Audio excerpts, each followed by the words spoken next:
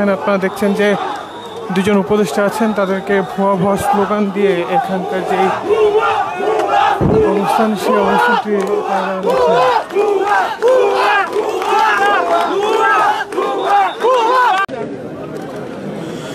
গতকালকে যে ভয়াবহ এবং নির্মম বিমান দুর্ঘটনা ঘটেছে মাইলস্টোন কলেজে, ঠিক সেই স্থানটি পরিদর্শনে এসেছেন আইন উপদেষ্টা আসিফ নজরুল এবং শিক্ষা উপদেষ্টা। আমরা এখানে যেটি দেখছি যে তাদের যে উপস্থিতি, সেখানে এসেই তারা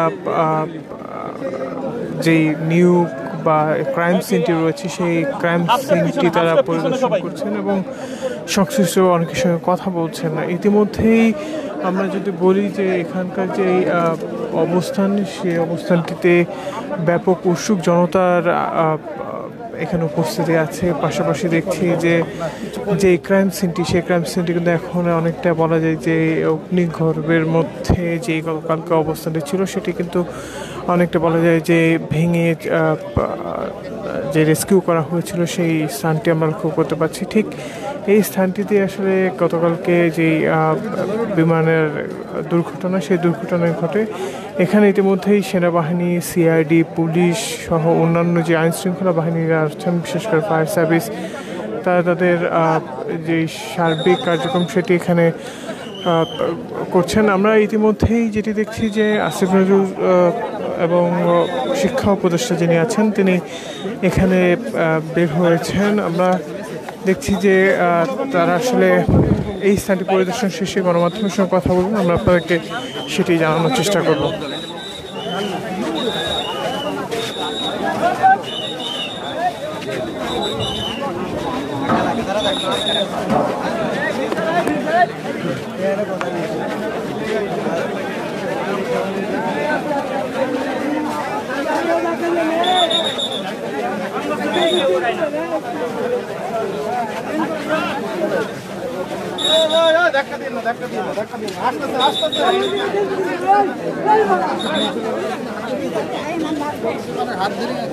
মূলত এখানে তাদের যে উপস্থিতি হয়েছে, সেই উপস্থিতি থেকে যে সাধারণ জনগণ রয়েছে তারা আসলে তাদের কাছে যাওয়ার চেষ্টা করছেন। এবং আজকে এই ঘটনাটি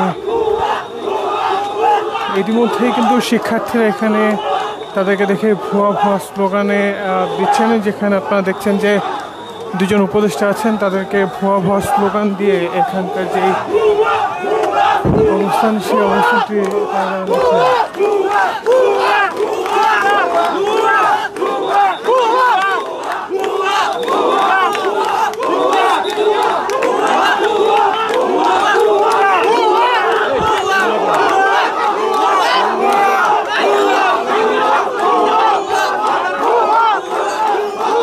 শিক্ষার্থীরা অনেকটা বলা যায় যে উপদেষ্টাদের দেখে ভুয়া ভুয়া স্লোগানে এখানকার যে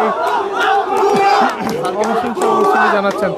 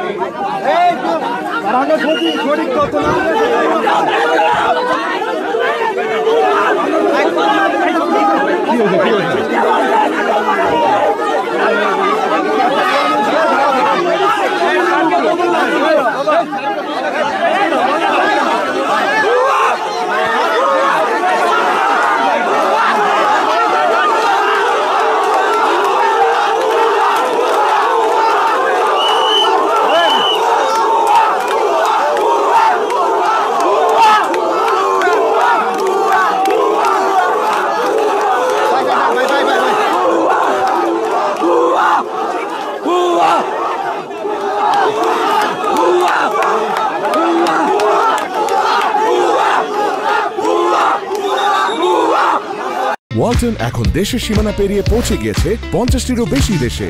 ওয়ালটন, ঘরে ঘরে বিশ্বজুড়ে।